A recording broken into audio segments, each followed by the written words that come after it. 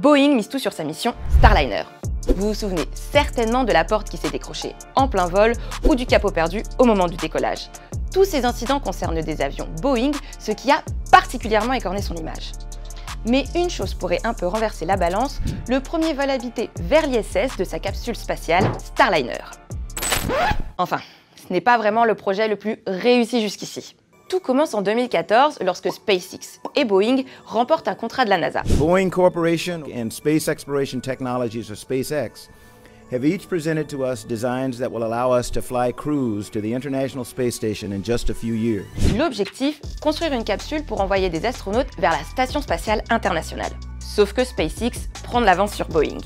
En 2020, l'entreprise d'Elon Musk réussit le test ultime du premier vol habité vers l'ISS, quand Boeing n'arrive même pas à mettre sa capsule alors sans passagers sur la bonne trajectoire pour s'amarrer à la station spatiale. And liftoff. Starliner is headed back to space on the shoulders of Atlas, powered by a workforce dedicated to its success. Il faudra attendre 2022 pour que Starliner passe enfin la première étape et réussisse le vol inhabité vers l'ISS.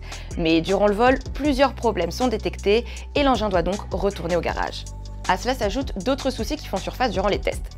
Le premier concerne les parachutes. La NASA exige qu'en cas de problème, 2 parachutes sur 3 suffisent à supporter le poids de la capsule pour ramener sur Terre l'équipage en toute sécurité. Ce qui n'était malheureusement pas le cas de Starliner.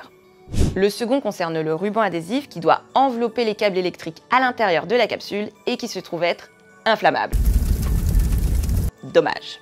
C'est pour cette raison que la date du premier vol habité de Starliner a été décalée plusieurs fois. Mais ça y est, 4 ans après SpaceX, la capsule est désormais prête. Et si la mission se passe bien, Boeing pourrait enfin annoncer une bonne nouvelle, ce qui ne lui ferait pas de mal.